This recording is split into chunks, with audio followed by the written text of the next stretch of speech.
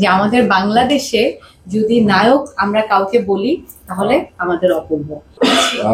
ইনশাআল্লাহ দেখা যাক। সেটা হচ্ছে আসলে লাখ লাগে তো করার তো খুব ইচ্ছা আছে তো। অনেকগুলো গল্প নিয়ে কথা বলেছে তো সব আসলে মনে হয় যে আরো ভালো কিছু মানে আশা করি আর কি। তো ওই ব্যাটে বলের যে কথাটা সবসময় বলি ওই কথাটাতে স্টিক করে আছে আর কি।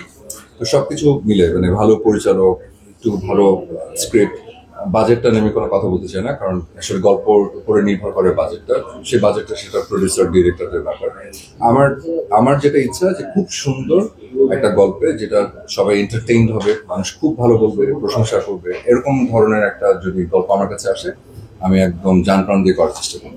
ও আগে থেকে ওর প্ল্যান ছিল কিনা আমি জানি না। তো যদি হুট করে কোনো কিছু এরকম সিচুয়েশন অ্যারেঞ্জ করে এবং আমার যদি মনে হয় যে এটা মানে নতুন করে একটা প্যাশন ফিল করি কোনো কিছু নিয়ে, হয়তো হতেও পারে। আমি আসলে এখনই বলতে পারছি না কারণ ভবিষ্যতের কথা এখন এসব বলা যায় না। কারণ আমার পরিকল্পনা থাকে না, আমি কোনো ভবিষ্যৎ পরিকল্পনা করে আসলে আমার কখনো কোনো কাজ করা হয় না। শিডিউল থাকে, সেটা হচ্ছে একটা স্কেজুল হয়েছে। যখন একটা জিনিস পড়লাম, পড়ে দেন হচ্ছে আমি বললাম যে হ্যাঁ এই কাজটা আমি করবো, কবে ডেট, আচ্ছা 2 মাস পরে অমুক তারিখে ডেট, এইটুকুই আমার ভবিষ্যৎ পরিকল্পনা। তবে আমার কাছে মনে হয় যে অপূর্ব যখন বাংলাদেশের ছবি করবে, কমার্শিয়াল ছবি, আমার মনে হয় ইউ টেক টাইম।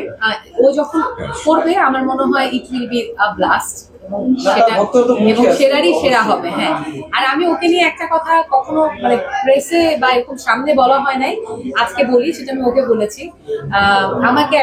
আমাকে বেশ কিছু মানুষ, আমি যেহেতু নিউ ইয়র্কে ছিলাম অনেক বছর, তো ওখানেও জিজ্ঞেস করেছে, এখানেও জিজ্ঞেস করেছে যে অপূর্বর সাথে আমাদেরই আরেকজন ওয়েল নোন বা ওর মতোই আরেকজন পারফর্মার প্যারালালি ওর মতো কাজ করছে, তার আর ওর পার্থক্য কি?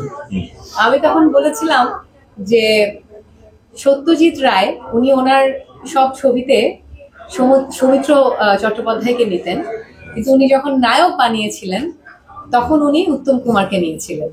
তো তখন ওনাকে জিজ্ঞেস করা হয়েছিল, সাংবাদিকরা জিজ্ঞেস করেছিলেন যে আপনার সব ছবিতে সৌমিত্র করেন, এখন এবার উত্তম কুমার কেন?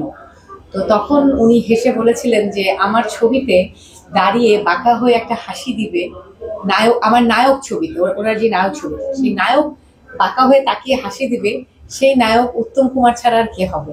তো সেই এক্সাম্পলটা আমি তখন ওকে নিয়ে দিয়েছিলাম যে আমাদের বাংলাদেশে যদি নায়ক আমরা কাউকে বলি তাহলে আমাদের অপূর্ব। সো আমরা আসলেই দীর্ঘদিন ধরে অপেক্ষা করছি। আমি জানি ও নায়ক হয়ে, ও নায়কের সেরা হয়ে আমাদের সামনে এসে হাজির হবে।